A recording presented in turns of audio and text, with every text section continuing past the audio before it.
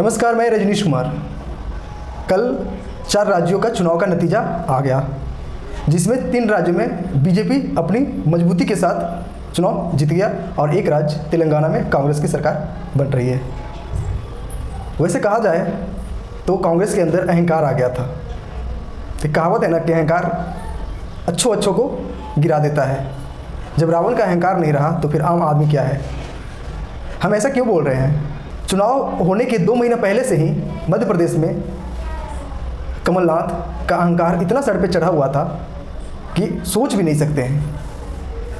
और ये अहंकार क्यों चढ़ा था? क्योंकि 2 महीना पहले से ही नेशनल टीवी में जो एग्जिट पोल दिखाया जा रहा था, जिसमें कांग्रेस को मध्य प्रदेश में 130 से प्लस सीटें आ रही थी। छत्तीसगढ़ में भी कांग्रेस की सरकार बनते हुए दिखाया जा रहा था और राजस्थान में भी। तो राजस्थान सीएम गहलोत का एक वीडियो वायरल हुआ था, जिसमें वो बोल रहे थे कि राजस्थान का जो सीएम का कुर्सी है वो मुझे छोड़ना ही नहीं चाह रही है। लेकिन अब उनका कुर्सी भी छोड़ गया और मध्य प्रदेश में कमलनाथ का अहंकार भी डूब गया।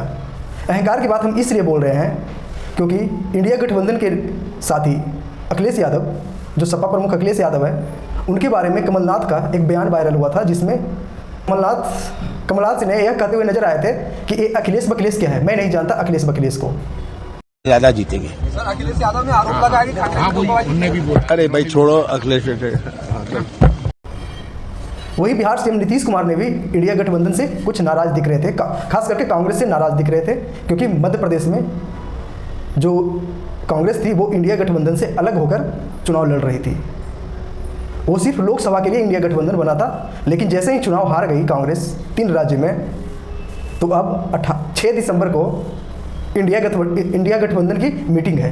अब मीटिंग में देखना यह है कि क्या कुछ पहले की तरह है या फिर अब बदल गया है, क्योंकि इंडिया गठबंधन के साथियों से सपा प्रमुख अखिलेश यादव भी नाराज है और जो इंडिया गठबंधन का जो मुहिम चलाया था नीतीश कुमार, वो भी कुछ नाराज दिख रहे हैं।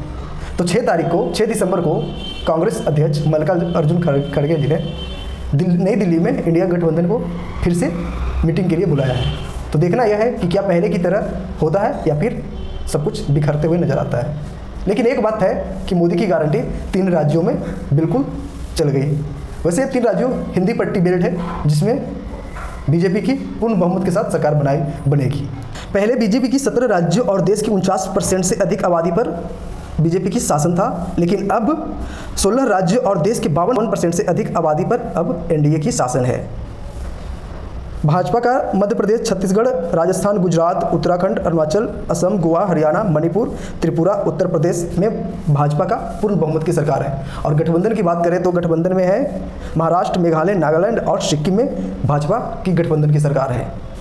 कल के नतीजे से 2024 का लोकसभा चुनाव भाजपा के लिए और आसान होते हुए दिख रहा है।